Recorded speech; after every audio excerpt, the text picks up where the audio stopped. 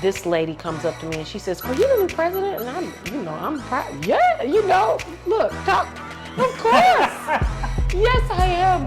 And she's like, "There's no air in here." And okay. Maybe I'm not. What I was saying, I'm the president's twin sister. And you run a tub of water and all the kids get in the one tub of water. We edit that, with. Okay. You know, I've been working on not saying this particular word. Okay. Unbelievable. Okay. It's not a bad word. Well, let me tell you, I'm working on it because I do want it to be believable that God can do exceeding abundantly above all I can imagine, right?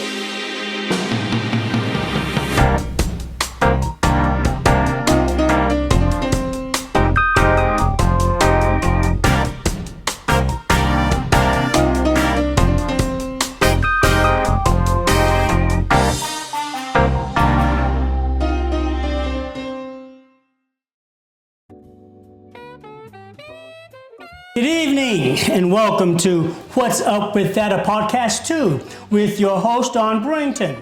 That's me. What's Up With That is the podcast that offers conversations on spirituality, personal growth, and success. The podcast delves into thought-provoking conversations and insights from experts in their fields, offering diverse listening experience and perspectives for all who are listening and tuned in to this podcast on today. So join us and my guest this evening on What's Up With That, a podcast too. Our guest for this evening is the illustrious, the wonderful, dynamic Dr. Melva K. Wallace, President, CEO of Huston-Tillotson University in Austin, Texas. Welcome, Dr. Melva Costin. Dr. Melva Wallace. That's me. That's you. And yes. Forgive the Costin. No. When I was in seminary, I had an instructor. And she was Melva Costin. No way. So somewhere I must be thinking about her. Or so you know another Melva? Yes. Melva Costin, obviously. Yes. That's from, I was in seminary 100 years ago. Okay, so I collect little known fact. I feel like it is my duty as a Melva to find my fellow Melvas. Because it's not like Don and Randy. I mean, I feel like I need to meet her. Okay. But anyway, nonetheless. It's been a long time. I needed to know that. Okay. Yes. A wonderful lady. As dynamic as you are, and I don't know, you might be just a little more. I don't know. I'm honored to meet another Melva. Glad that you're here, I'm Dr. glad to be Wallace. And just for the heck of it, I'm questioning all of Austin, all across the United States. You are popular and you are known, but just for those who are in Austin may not have tweaked in and peaked.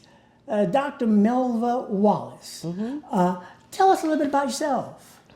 Well, okay, so I'm from Louisiana. Okay. That's my favorite thing to say. Okay. Some people don't lead with the state, but I think it's important because Louisiana is so unique. Okay. That being from the place really shapes who I am in my view.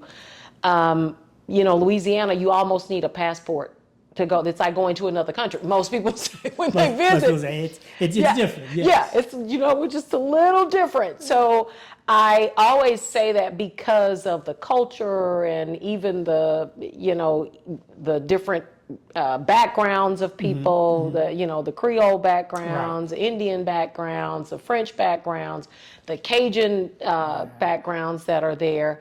It just makes for a unique experience. Yeah. So I'm from Louisiana, and I love it's God's country, in my opinion. So I grew up in the city of Shreveport, Louisiana, and Shreveport is the third largest city in the state of Louisiana. It's New Orleans and Baton Rouge and then Shreveport.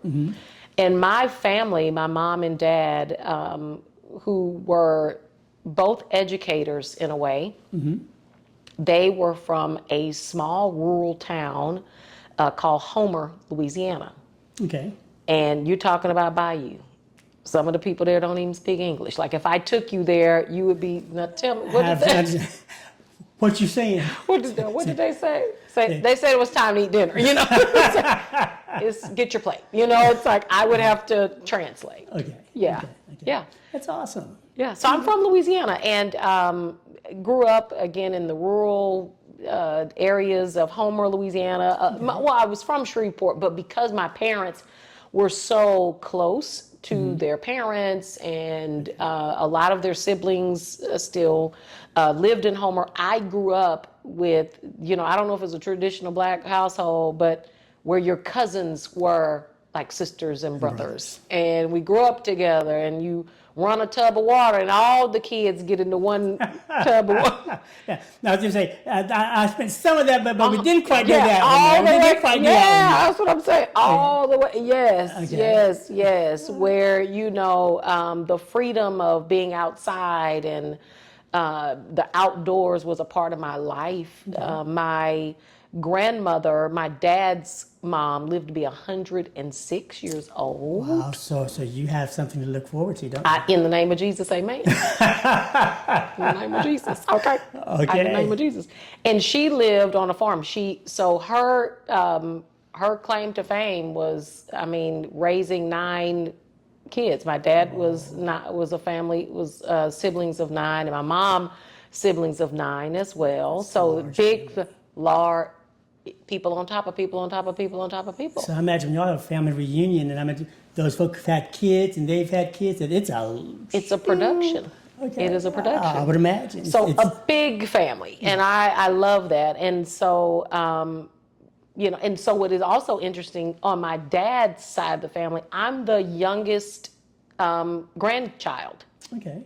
Yeah. Now, of course, not the great grands, but I am the the baby out of the grands. Yeah. Okay. So how many grands?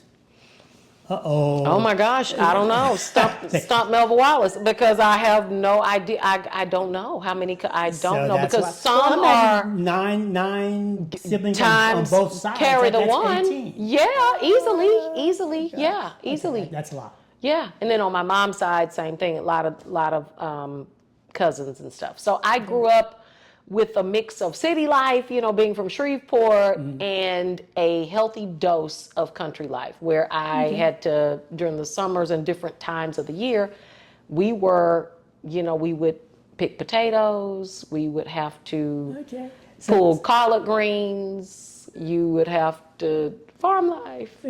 I'd have to grow cows. So if you look at it, you'd never know it, but you're a country girl. No, girl. not country. I'm sorry. Country. Country. With a probably R-A-Y. Let's be sure we get that. Country girl. Yeah, right. Right. Very. Yes. So That's awesome. That's my life. Yeah. That's awesome. Interesting. Well, we're going to find some more out about Dr. Wallace. Yeah. And actually, that was Melva K, I think. That was right? Melva So, K. So we're going to find out some more about Melva K. Let's do it. In just a bit. I want to right now just thank you. Thank you for being here. Absolutely. And I'm going to say thank you for those, I think, has it been 2 years? 3 years.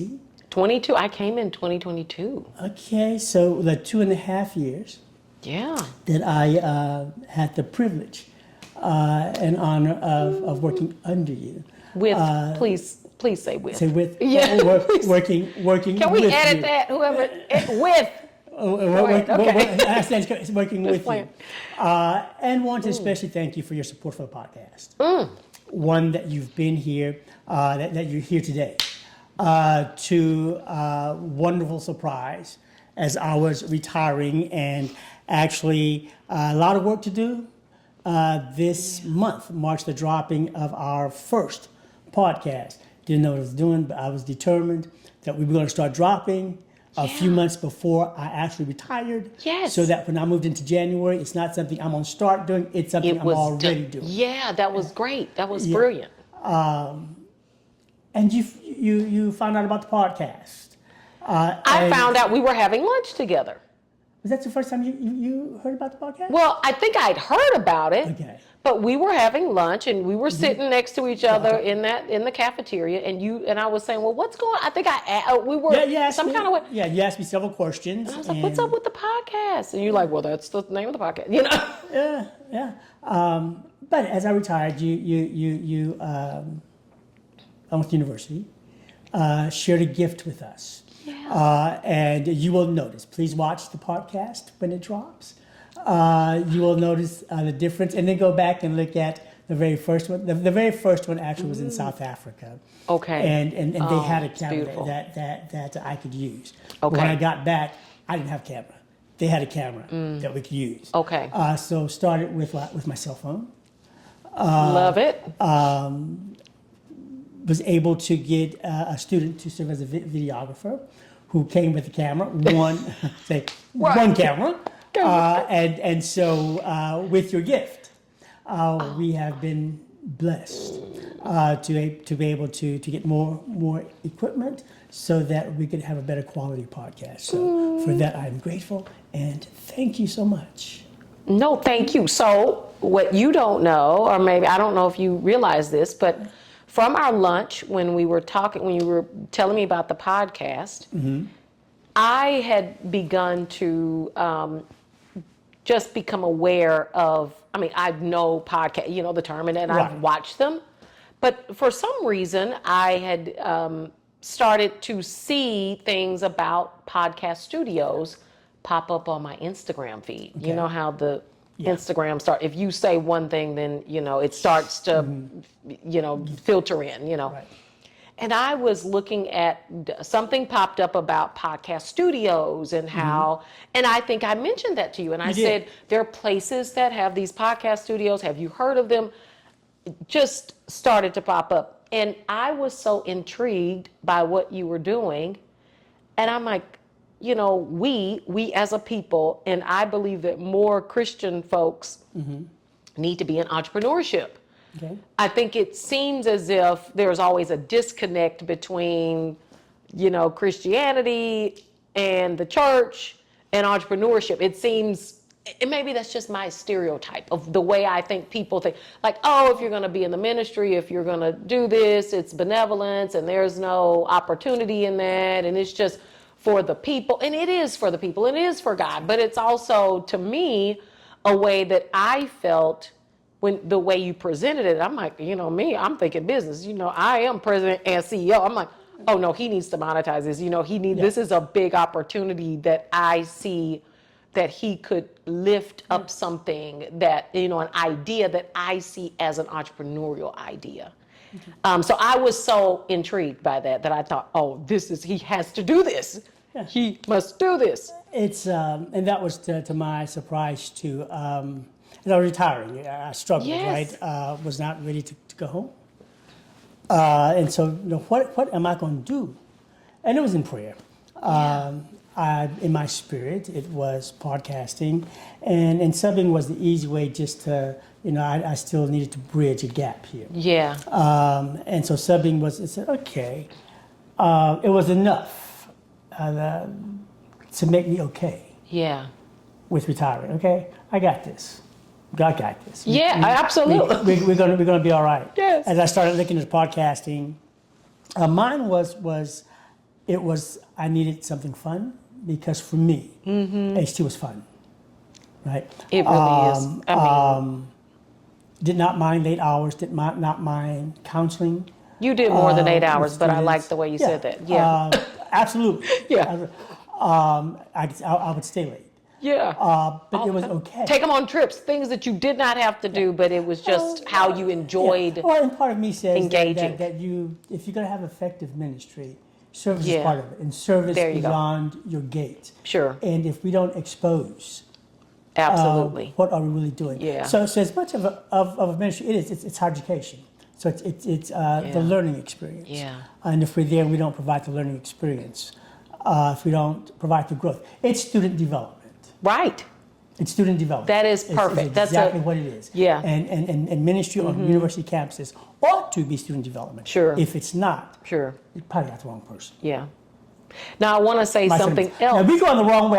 This is about Because you. I was going to ask you a question. I'm like, oh, I'm not in the, this is not my job. I'm not in charge of asking questions. But I want to also say this. This is my very first podcast that I've ever been on. Really? In this moment. I'm so excited. I have been looking forward to this moment.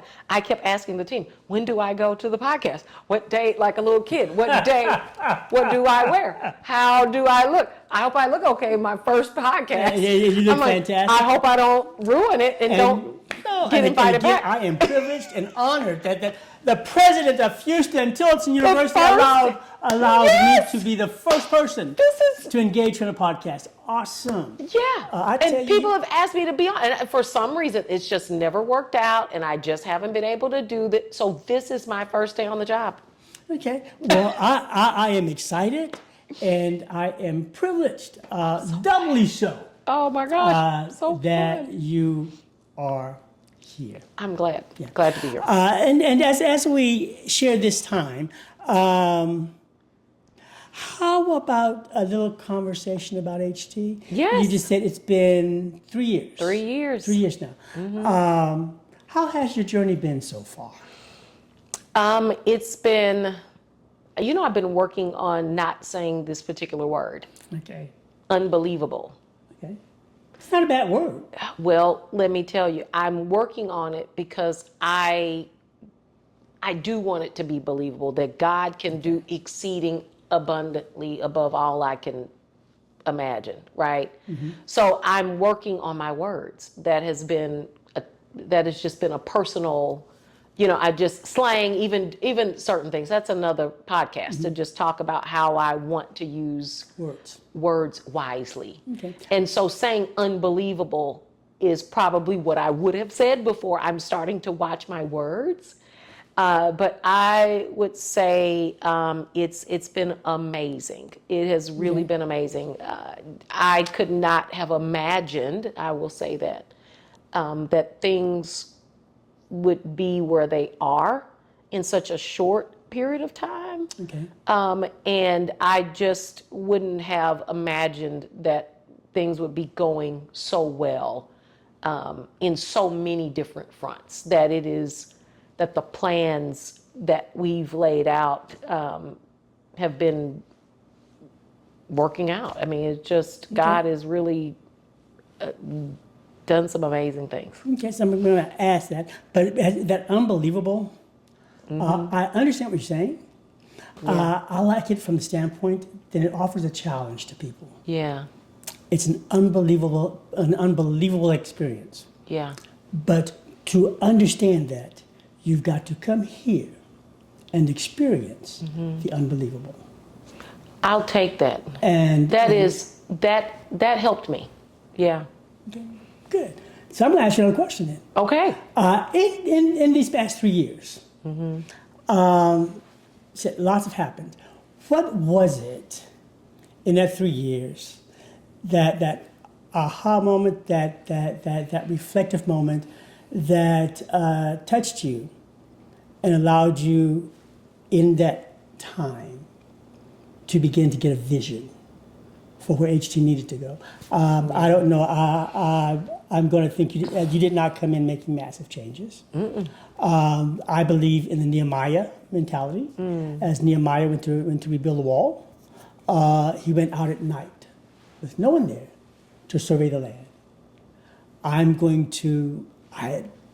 Rightly, wrongly, I don't know, equate you there. And as you got there and surveyed the land, what was it that touched you and gave you the vision for where HT needed to go?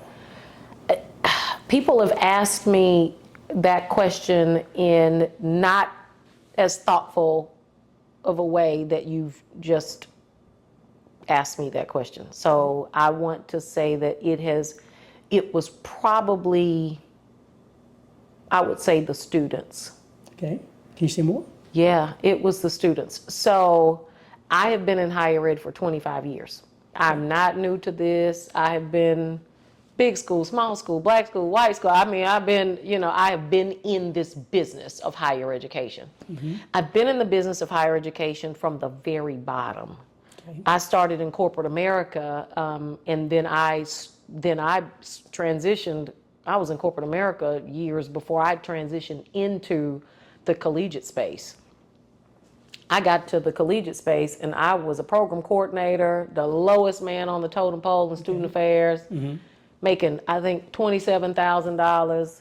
And I was the one hauling the coolers across from campus during move-in day, passing out water. Like, I was the person that would have to spray the shoes in the bowling alley. Like, just literally, when the song says started from the bottom, now we're here, literally started from the bottom. And I learned the business, but those years allowed me to see students in different ways. And I had never, in all of my HBCU-dom and all of my higher education-dom, seen students like the students at Huston-Tillotson University. I agree with you. And I have not, let me say, been in the business 25 years, worked at HBCUs, worked at top private liberal arts colleges, and consulted other institutions for lengths of time to support them.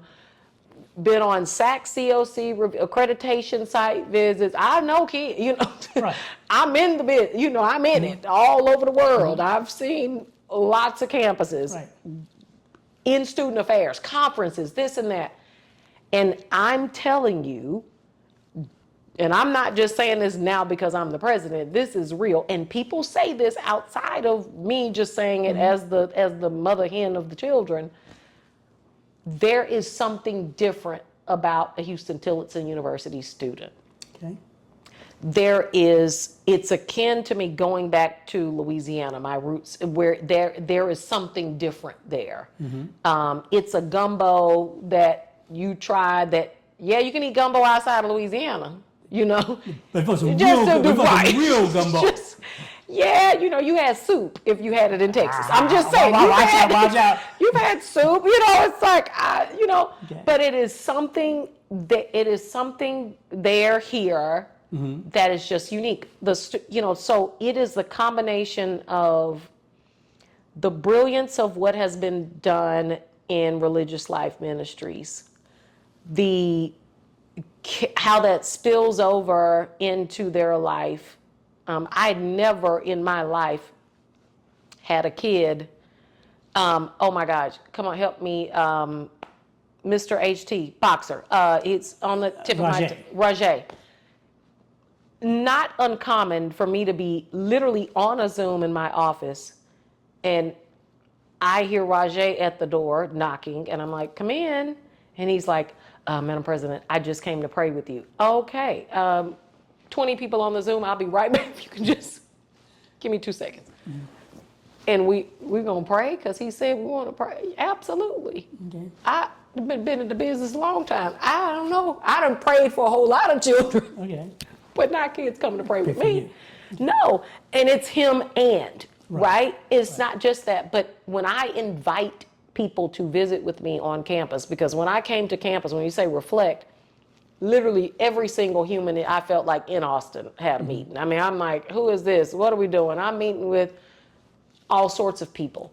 And every time they came or wrote a thank you note and said, thank you for the visit, I enjoyed it, they would always say something, and oh my gosh, your campus is so peaceful.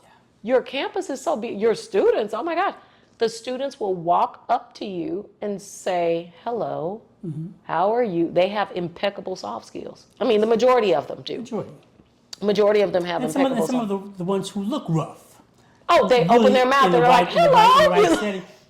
They know how to turn it on and they know how. Heart of gold. Heart of gold.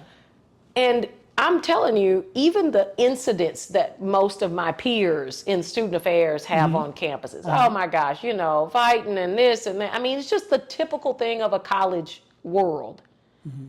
I'm talking to the student affairs team. I'm saying, no, we hadn't put nobody out for what? And I'm just saying, it was just unbelievable. And so that when when you know that you have students who really want to be better people, I'll fight a line with a switch to get them babies, whatever they, I'm gonna go hard in the paint, because when we talk about meeting you halfway or to make commitments, because that's what we do in higher education. Yeah. When we go out and say, hey, come to HT or come to whatever university, you're making a promise. You're saying, look, we're gonna provide you with excellent education. We're going to provide you with student support services. You're gonna get all of the tutoring and this and that.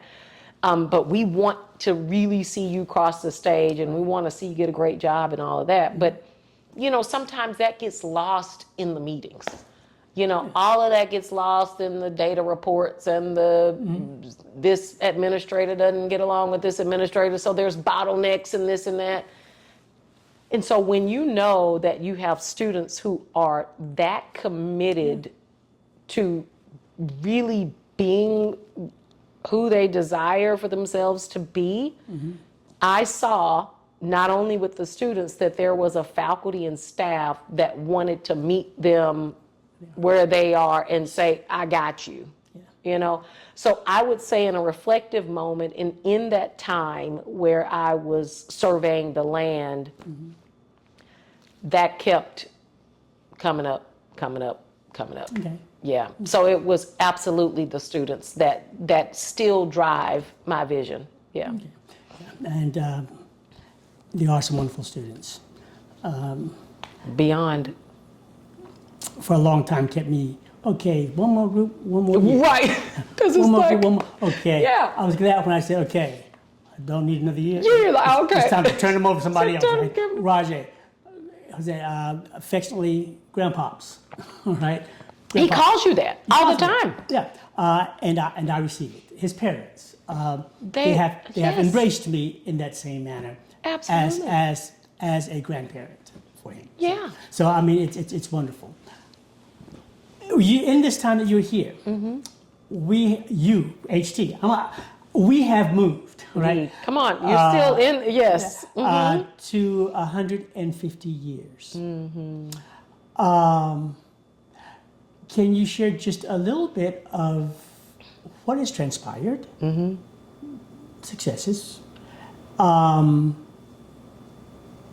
as we've moved to this 150 years, and also as you share a bit of that, also some of the exciting things that are happening for this sesquicentennial anniversary. I first just want to say it is an honor of my lifetime. It is the honor of my lifetime to be at Huston-Tillotson University for a time such as this. Okay.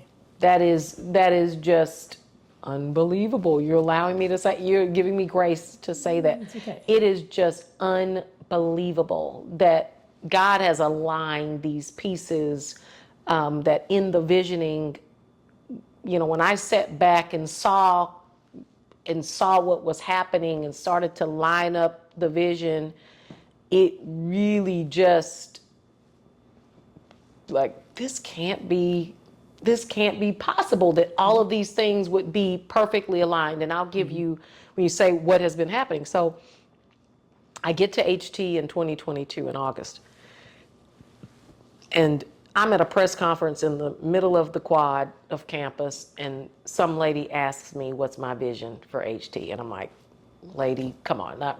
And just my perspective of how I've ever been a leader in all of my jobs. I always lead with people. Like I'm not a person that's like, you will be doing and da da da. I'm not. It just has never been effective, and I've never seen that in any regime, any country, any organization where that worked effectively. Right. You can get things done, but how you get there is important to me. So the lady asked me, what's your vision? And I said, well, I don't know, but we won't be the quiet school. That's what I said, something like that. And then I look around in the basketball team, they have t-shirts, we won't be the quiet school. I'm like, I'm just going off the cuff here. So I sat back and I looked at the things we needed to do, and the first thing that we did was have the ideation summit. We brought in people from, the faith-based community, the business community, bankers. We had lawyers, we had teachers and teachers, preachers. From all walks of life. Right. Donors and artists and you name it. We brought them. The engineers, they were in the room. Right. We had a full day of discussion. That discussion did not land on deaf ears. Okay. We literally took all of that information, and that became the foundation for the strategic plan. Okay. That strategic plan literally launched. So I get there in August of 2022. February, we started the ideation ceremony. I will never forget it because it was during Mardi Gras and I couldn't believe you people were working. I'm like, this is, how does one work? You wouldn't take us to New Orleans. Right. Oh, that's why we started going out of town. We were waiting for you to say, come on, I didn't think of that. That was a rookie move. Okay, so I need to do over. I'm like, how are you people working? It's Mardi Gras. What's happening? So I will never forget what day it was. It was Mardi Gras. And we had that phenomenal time, and I was trying to make it to everybody's room. I got stuck in so many different rooms because the conversations and the ideas were just incredible. Just incredible. And I was so grateful that people gave of their time, they gave of their, full day to be on campus and to, engage with the students and the faculty and the staff. That became the foundation for the strategic plan. Okay. And so my plan was ideation summit, strategic plan, and then the master plan, which would figure out how we would utilize the land that we have on campus. And then after that, then we would go into a capital campaign where we're raising money to really hit the hard reset button on the campus infrastructure, okay? And that's how my mind worked in these places. But then I'm looking at the calendar and all of these things, and I'm like, because most college presidents, getting a strategic plan done, that's usually like the big deal, like, whoo, now I'm done, people are like off the clock. They've done the strategic plan, they're hanging their hat on their entire presidency off. We got through a strategic plan. It's a 10-year plan, and I'm going to HR. Good luck, everybody. It's like I'm retiring, and that I just didn't see because there were so many important dates coming up. Right. Like the sesquicentennial was coming in 2025, and I'm like, oh my God, it's 2023. This is coming in 2025. We have to capitalize off of this moment in time that we'll never see again, and none of us will ever be around to see the next 150. We just won't even be able to dream about it, will we? No, we can dream. We can dream. We'll never walk into that reality. No. So I knew that we would be on the clock. That if I wanted to capitalize on the momentum of what I knew the sesquicentennial would mean for the state, for the city of Austin, for the campus community, that we had to have things that people would be excited about, and not just we're happy that we're the first institution of higher learning in the city. That's not enough. It's like Janet Jackson, what have you done for me lately? We needed to show something. So we sprinted, and I'm so grateful to the faculty, the staff, the commitment that you guys gave to that strategic plan from first to foremost. Which was my platform during the inauguration, which I announced that's where we were going. Best thing since sliced bread, and that's what we're going to be, and we're going to go from the being just known as the first institution of higher education, but how do we get to be the foremost institution of higher education in the world? And so that's the goal. Well, the strategic plan is approved in the next year, April of 2024. Okay. So we're like done, and people were thinking I was crazy.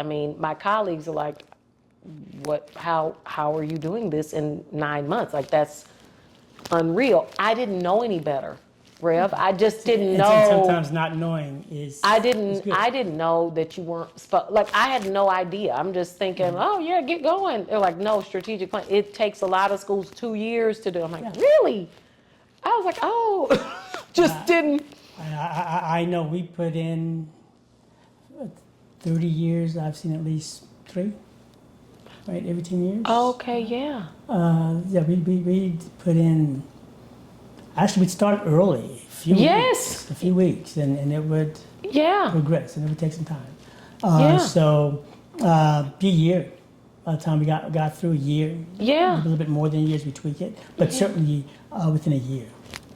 Yeah, and so people were thinking I was crazy, and I didn't know anybody. And I'd been on strategic planning committee, but not as the president, not as the lead, but as a participant, Okay. And so we got through that, and then I knew immediately that we needed to address the master plan, which is, we're one of the largest vacant landholders in downtown. Mm-hmm. So we needed to address that and not continue to say, I don't know, and we don't have an idea. Oh, it'd be nice, and what if we do this? And everybody's walking around with ideas. If you don't shape the narrative for your institution and what we want to do, then other people will begin to come with their ideas. And that's not how I operate in leadership. Mm-hmm. I'm in charge, we in charge, and we will figure out what we're going to do. And then we tell people what we want to do, not the other way around, okay?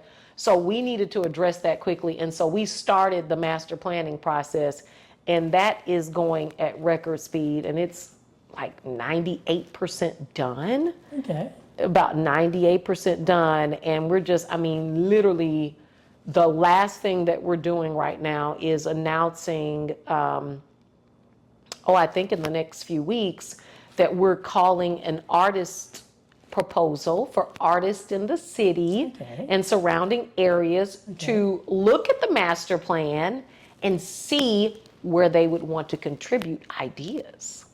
Okay. Add the little, had the little razzle dazzle, some sprinkles. Had the little community, it's our, it's a community. It's we're part of the people. We want the people's buy-in. And that's one of that's support. Yeah.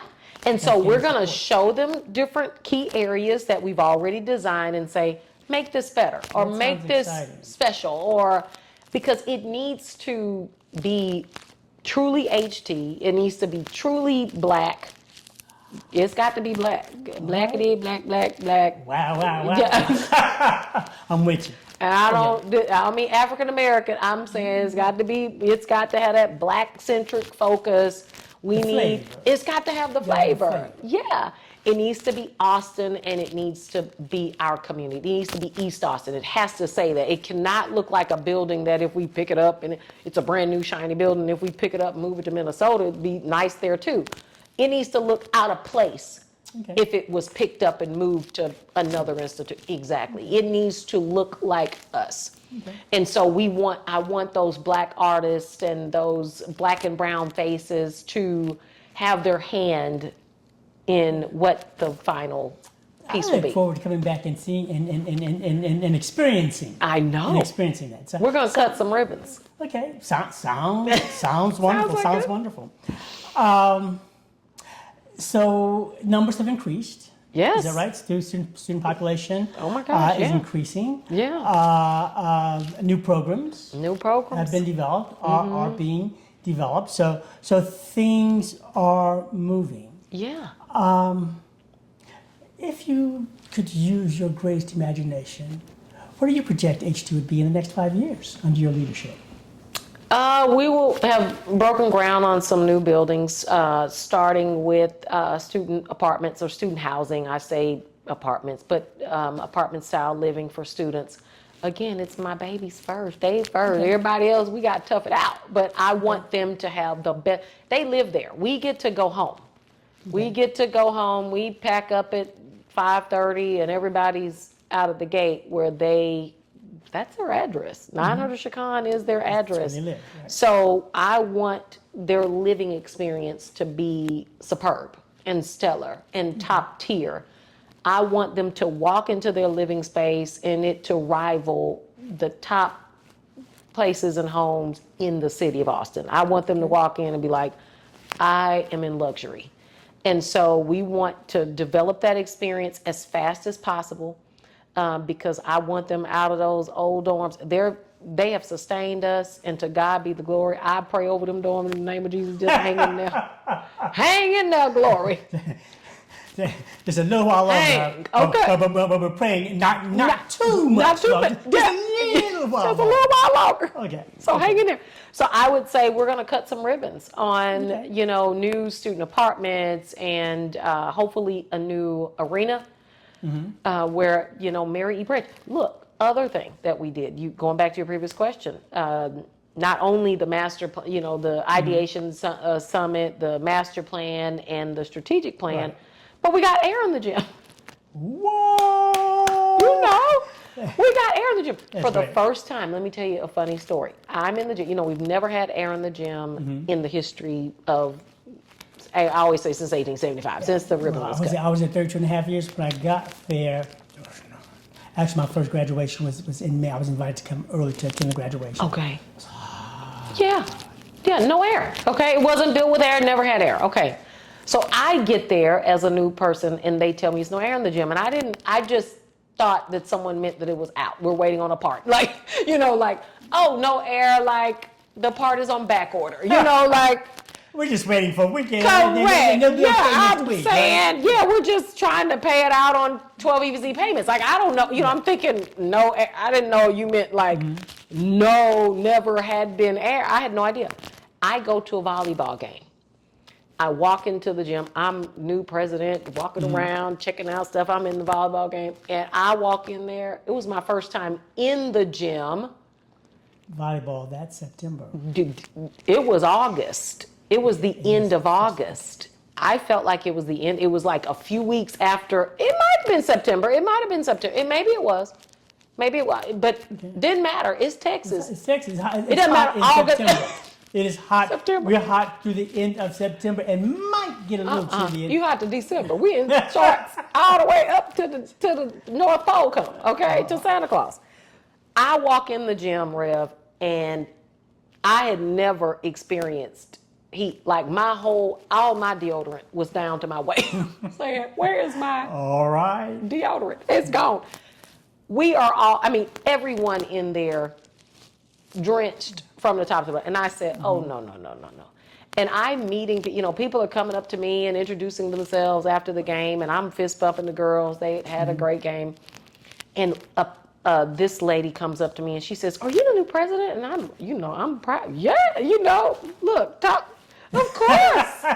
Yes, I am. And she's like, there's no air in here. And maybe I'm not. No, I meant, what I was saying, I'm the president's twin sister. I'm Melva. You meant Melva.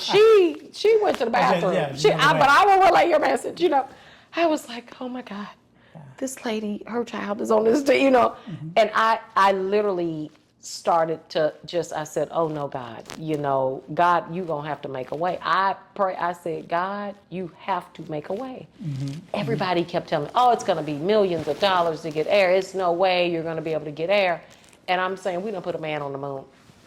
Baby, it's a way, It's a way. Oh, it's a way. We gonna get it. If we got to swipe every credit card we have, we will get it.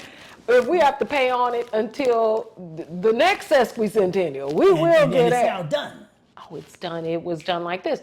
And so the team, I'll never forget, I watched this documentary about Beyonce. And I realized, I said, gosh, Beyonce is pushing back on her team. She has the best team in the world. And she's like, no, I found a way to do it, even better. I literally, God said, you know what? There is a way and you're going to find it. So the facilities team, people are telling me, it's just millions. It's just millions. And I'm like, I started Googling in the night. I would Google HVAC systems for gyms, HVAC systems for large buildings. I'm just, Lord, reveal something to me.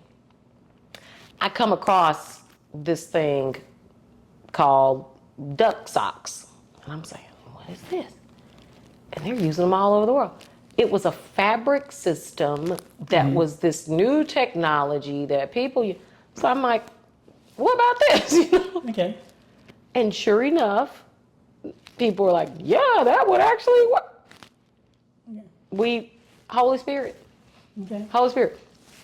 We ended up getting it a fourth of the estimates. Wow. Of what people were saying. Oh, it's going to be millions and this is just God and determination. Huh? Put a man on the moon. We will get air. So we have air in the gym. I mean, things like that just keep, I'm thinking about the kids. So when you talk about what's next, I'm looking at students first, and then, we continue to, find experiences that they can enjoy. Yeah. Okay. We are in a different climate. We're in a very different climate. Political climate. Yeah. And in many ways, spiritual climate. And especially as I look at the political climate and what's happening, sometimes I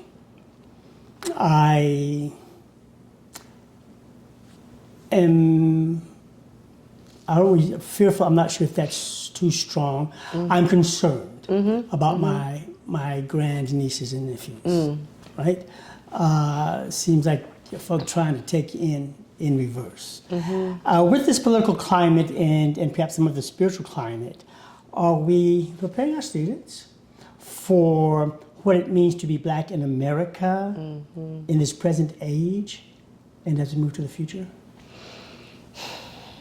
That's something that I think we might struggle with, because HT is this safe bubble where we protect them and we kind of shelter them from the world. And I think my sweet babies, I call them the sweet babies. I don't want to be the person that is saying, oh, they're not living in the real world, they might not be paying attention, but I'm not sure that we all know how to prepare them for what's next, because things are moving so quickly with not only, a new administration, but there's AI. There is another world that is transforming in seconds that is happening. We had a HBCU AI conference that we hosted on campus this year. And one of the presenters said, in the next 2 years, this world would have advanced 30 years in the next 2 years. That is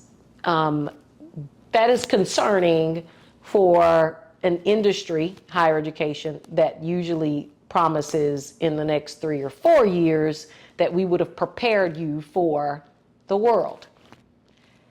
So if someone is telling you that in the next 2, we're going to move 30, we're going to get in a time machine. It seems like we're going to get into the space cadet time machine and catapult you 30 years, and we don't even know what that looks like.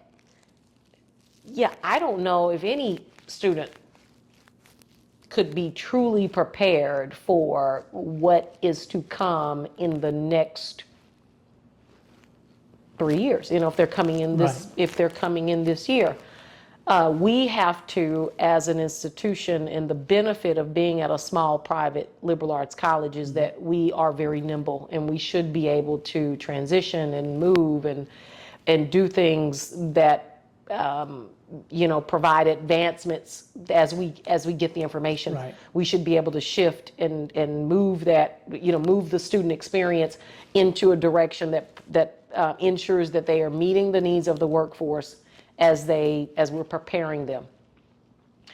I just think for the adults in the room that we have to stay very vigilant, because we don't know what the world's going to look like. What we are doing to prepare them, outside of the political landscape, but with the advancements of technology, is to offer AI. I had a meeting just yesterday with our director of IT, he's just brilliant, and talking about we need to ensure that every single student knows how to use AI tools. Because AI is not going to take your job, and it's not going away, and it's not going to take your job right now. it's going to take the jobs from the people who don't know how to use it. That's what it's going to do right away in the next, I would say, 5 years.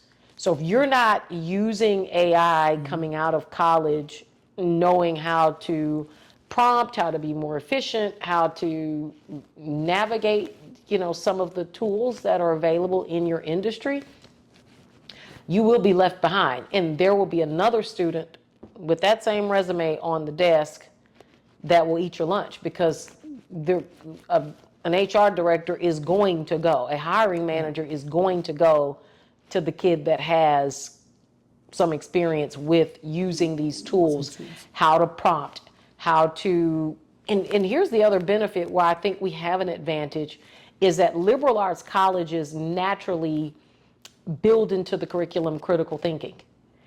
And because that's a part of who we are as the fabric of our core curriculum, that is the foundation of what AI prompting is. Okay.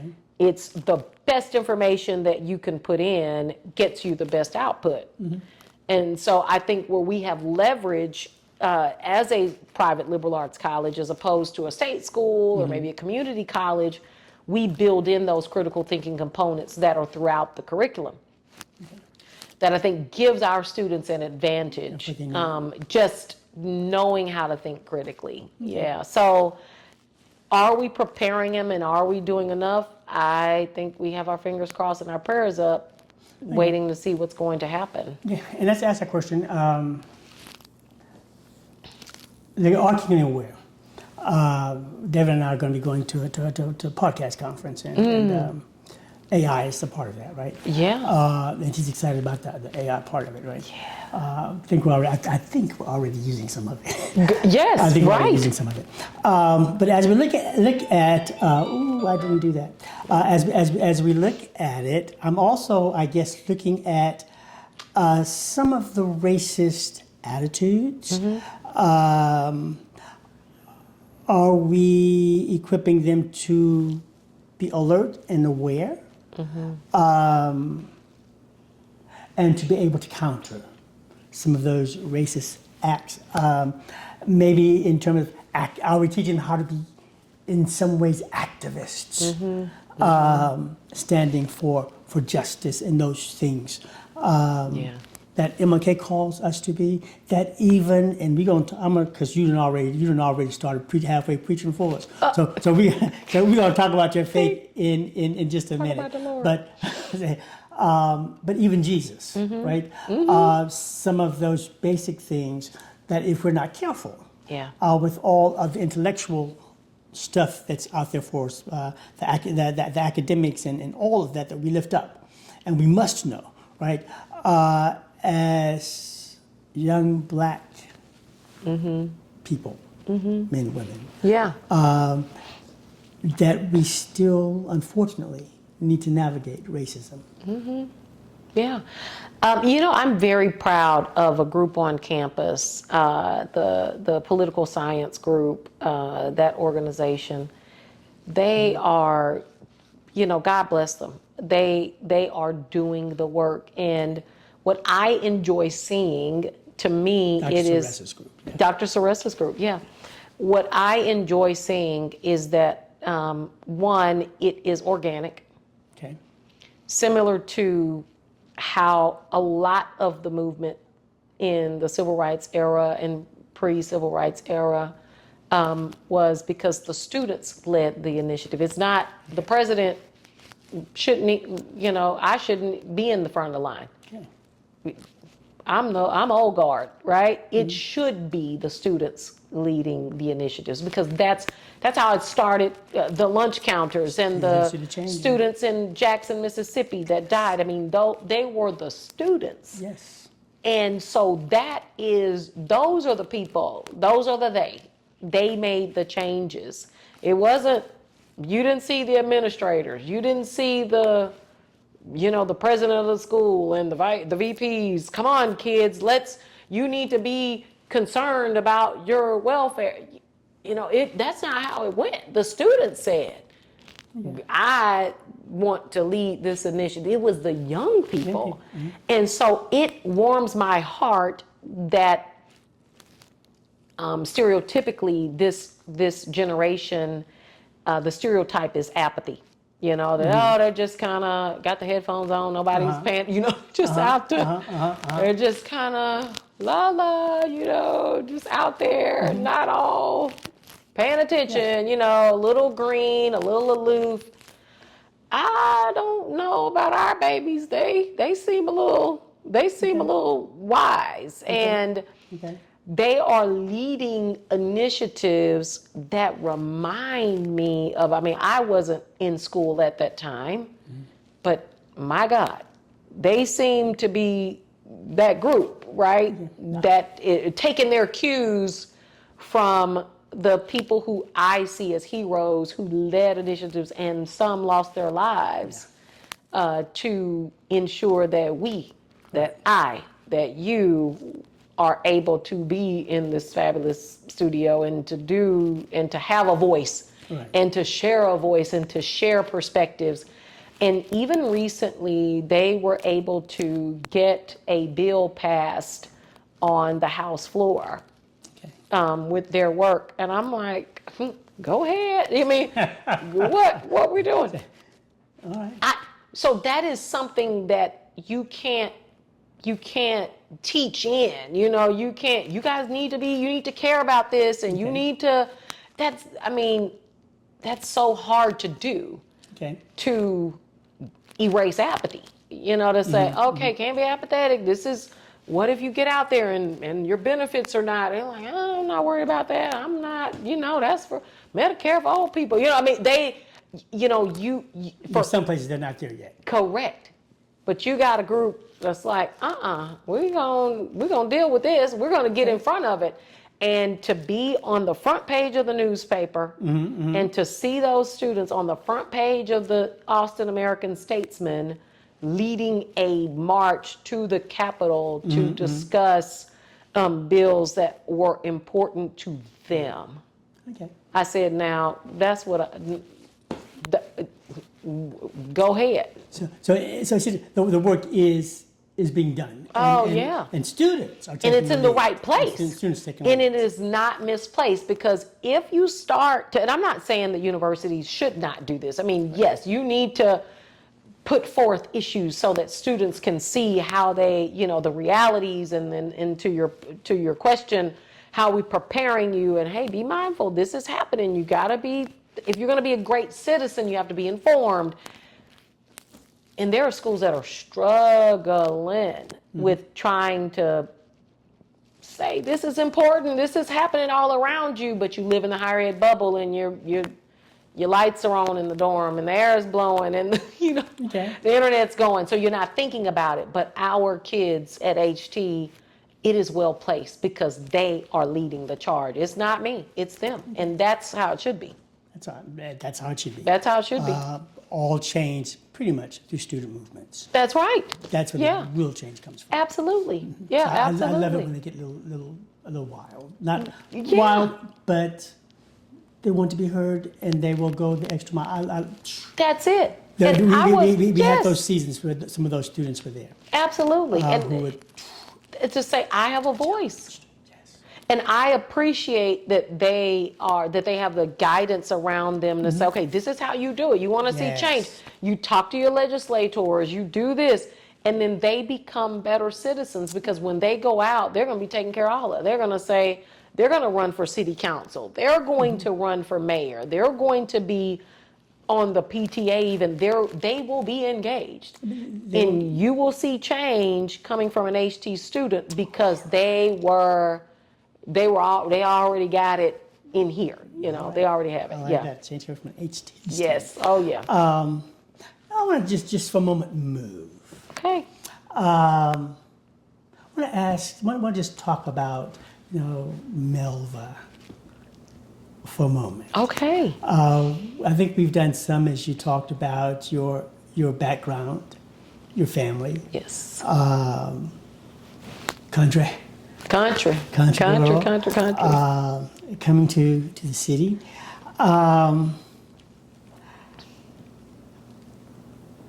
What are 2 or 3 of your favorite things to do? What do you do for fun? I love to shop. I feel like I'm in a pageant. I love to shop. I love to talk on the phone. I love to hang out with my friends.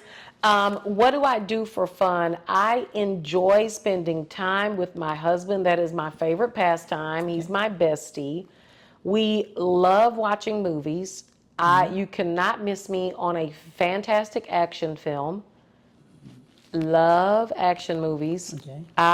As long as it has a beginning, a middle, and an end, I am all into it. I love movies, and I appreciate the thought and the creativity. I get so inspired by film.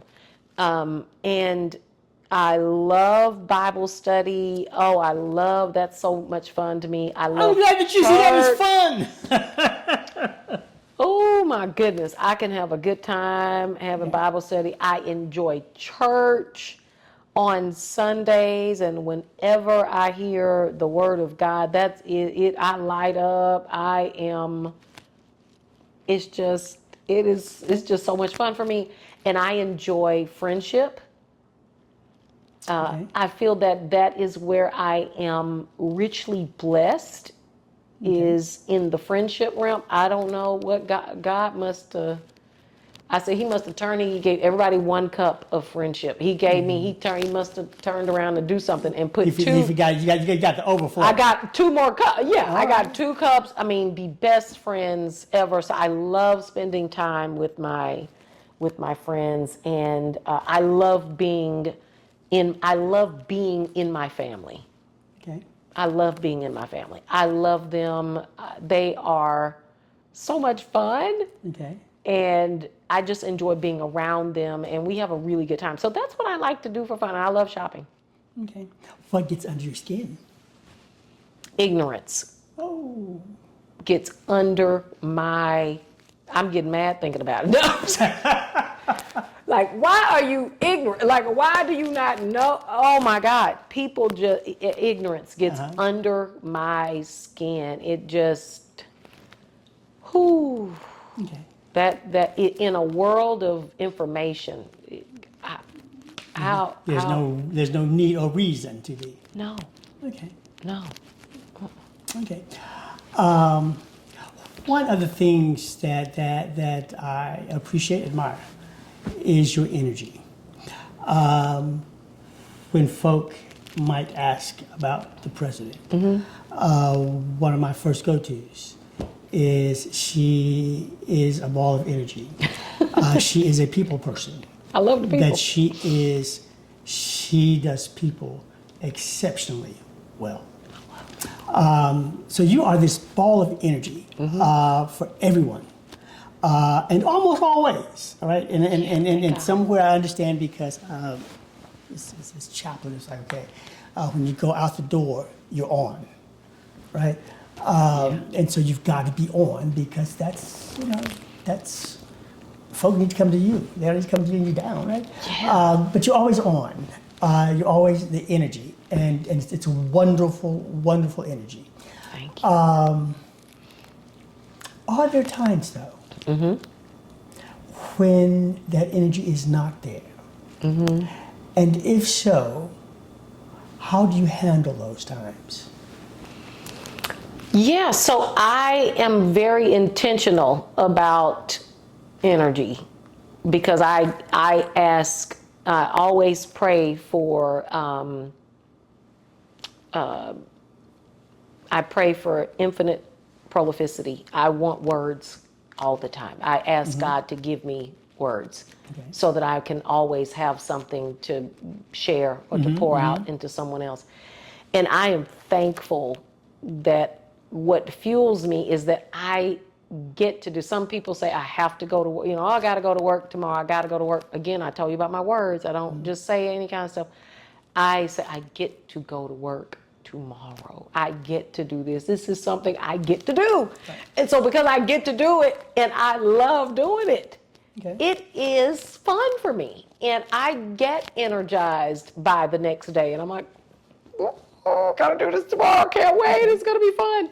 meetings, all of that. It is my joy to do the things that I get to do, that I have been given this blessing to do the work. And I don't take any blessing that God gives me for granted. It is a gift.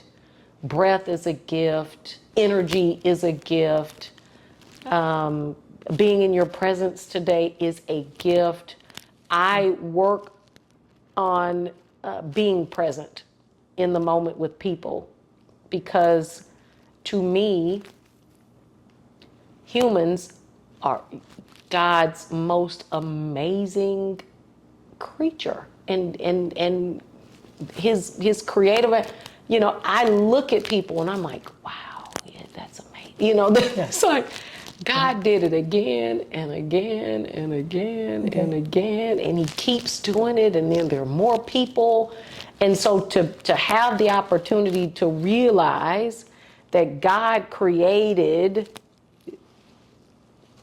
Rev Brewington and another person, and it's billions of us on the planet, that just continues. I am honored to always be in the presence of people and humanity, and to learn, because I enjoy learning. And the reason I enjoy people is because I always leave with something that I did not know, and that I get to appreciate and to cherish, and it fills me up. And so, yes, there are times when I don't have the energy, nor do I want the energy, and that is usually on Sundays. So I have church on Sundays, and then Sunday I look like a crazy person. I have hair in a ponytail, I'm in my sweats, I'm like slushing around the house, and I just get to be in the chair. I get to be me. With my feet up, and I just cool out and enjoy some good movies. And so that's when I want to not be down. But if I see somebody, call me, oh, hi. What do we want to do? You can perk up real quick. Yes. Oh my gosh. Yeah, I love it. I love it. I love it. So the energy is just. So it's real energy, and it's just your love for life. It is I love being awake. Okay. I love being awake. I love being awake. It's a blessing. It sounds so simple, but I love being awake. And sometimes the best things are simple. It's not always complicated. Yeah. And life does not have to be complicated. No, it doesn't. It doesn't. No, we want, and I think wanting makes people not grateful. My husband always says gratitude, attitude, gratitude, attitude. And he tells that to the girls all the time, gratitude, attitude. And now he tells me gratitude, attitude, right? And we are always grateful, or we want to shout on a big blessing. We got a, some big check in the mail, or it's a windfall. And that's when we want to, hallelujah. But we take for granted that you have a home and you can go every day and put a key in a door and walk into, this is, your home is so beautiful. I don't know if it's supposed to say your home. Your studio. This is beautiful. It's okay. And that part out. But I'm saying, like, we're in the studio. This is like gorgeous. And I am, just to see the handiwork of everything is, to me, I am in awe. And I think about sometimes little children when they learn things. A girlfriend of mine said, one time she was in Florida, and they were driving along, and she had not realized, she'd been to Florida tons of times. Mm-hmm. And her little boy, for the first time, he said, wow, what is that? What is that big, tall thing? It was a palm tree. She said she whipped a car over, and they got out, and they crossed the street like Frogger, making sure they didn't get hit. And he touched the palm tree for the first time, and he was like, wow. And so I took that experience as, wow, you got to teach a kid everything, and they get to see things new. And so I don't make being in the presence of humanity common, because it is not common, it is uncommon. Yeah. I guess as you arrived on campus, there was actually one of the security persons. Rev, she good.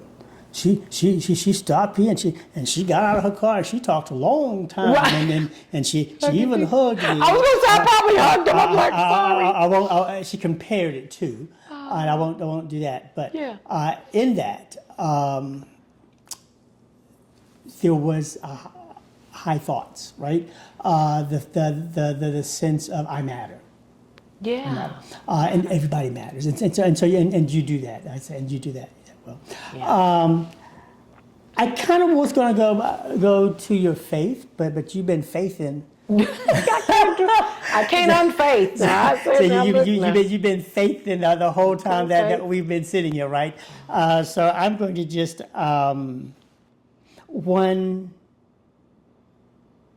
how has your faith guided you through life?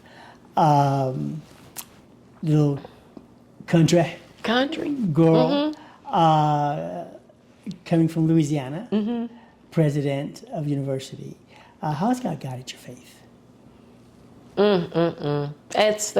It's also another unbelievable moment. So there's a picture of me. I might have shared it at some point with the campus community. I don't remember, but there's a picture of me as a little girl. I look to be 9, maybe. And I'm in this little pink outfit, little pink pantsuit. And because we're country, I was at my grandmother's house in the bayou.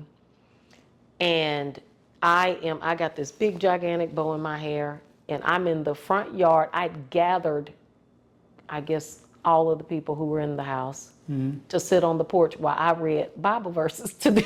Okay. There's this picture of me. And I'm out there, I got my legs crossed, I'm standing up, and I'm like this, reading the Bible. Like, hello, everybody. Okay. I was preaching, reading the Bible, giving Bible study. I don't know what I was doing. But because I just remember the picture, but I don't remember, because I feel like maybe I've always kind of gathered the family to perform for them or to do something for them. Like, everybody sit down, I need to say something. And so I think, looking at that picture and thinking about now, I'm just blessed that because I don't know, God gave me some wisdom to ask for his wisdom, you know what I'm saying? The Holy Spirit has never mismanaged my life, and my husband says that all the time. But I know that God, in 2019, it was 2019, I began to, I speak a lot of places. People ask me to go and give, and I asked God, and I don't know what prompted me to do this. I just cannot recall, but I said, God, I want my voice to be used to lift up your, who you are and what you can do and those things, and not just me speaking for the sake of speaking, but whenever I speak, I want somebody to feel closer to you, or come to you, be healed or saved or whatever is the need, that they will see you as the resource. And lo and behold, God sends me my husband, right? And he is a pastor as well, and literally he says, I want you to be my prayer partner. And I said, well, I have never been anybody's prayer partner ever. This is a fabulous thing. Okay. Absolutely. I've been someone's shopping partner. I have been a travel buddy. I've been a pen pal. But not a prayer Nobody buddy. asked me to pray with them. You know what I'm saying? Like, I just wasn't on the list of people that you would call to pray with. Maybe what's interesting, I've been a good friend where people would call me for good advice, but never really nobody called me, asked me to just, can you pray with me, right? And it seemed like the moment I said, God, lift my voice for this. Like, I want my voice to be used in this way. My husband then says, I want you to be my prayer partner. And I'm like, absolutely. And then I was nervous. I'm like, how am I a pastor's prayer partner? Like, no way. Then you start to think, well, I'm not, I shouldn't be your prayer partner. You're a pastor already. I don't know what to pray for you. Like, no. So then you start to feel the anxiety of not feeling worthy of, an opportunity to speak God's name, or, I'm not good enough, or, I did this, and I got a tattoo, and I got whatever. You begin to pick apart yourself because you're feeling like you got to earn righteousness, And I don't know, he didn't let me wiggle out of it. So I would get my phone, and I knew we had prayer time, and I would kind of write out my prayer. I said, because I am not finna pray for the pastor and be somewhere off in crazy land. Be in crazy land. Yes, with a permanent residency. Like, I didn't want to be that person. So I'm like, okay, let me get this together.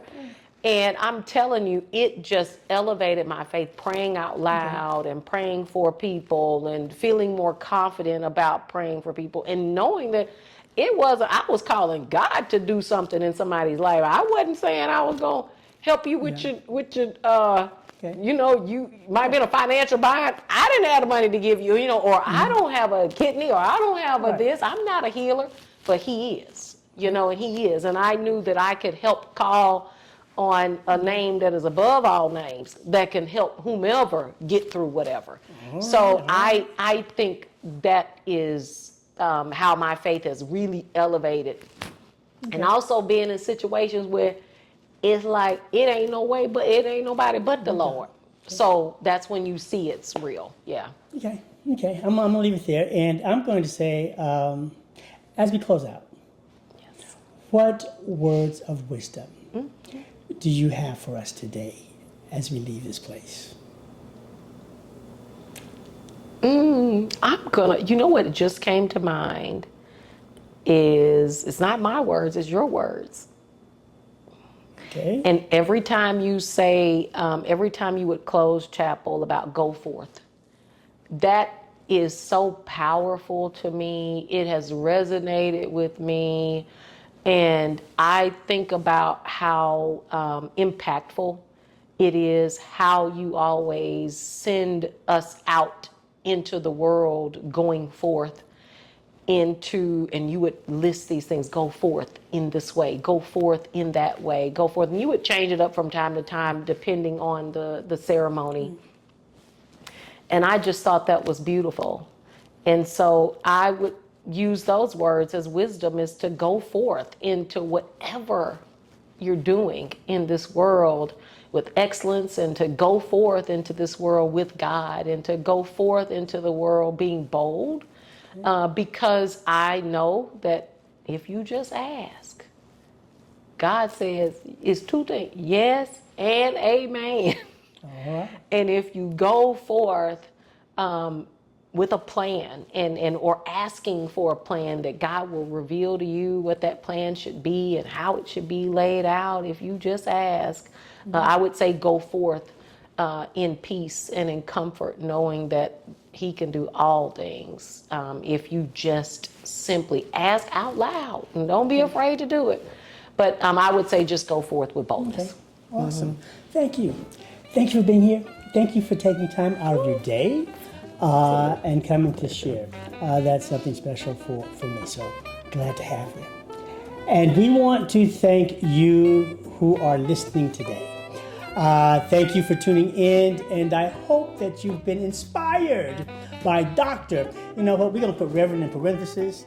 Oh my God. I hope that you've been inspired by the stories of Dr. Melva K. Wallace, 7th President of Huston-Tillotson University, oldest institution of higher learning in the city of Austin, Texas, and it is an HBCU, a historically black college university. And going to ask that as you have been inspired, prayerfully you will join us in our next podcast. Until then, and I need to add this too, join us at the next podcast as we seek to engage in conversations that lead us to ask, what's up with that? And until next time, be blessed.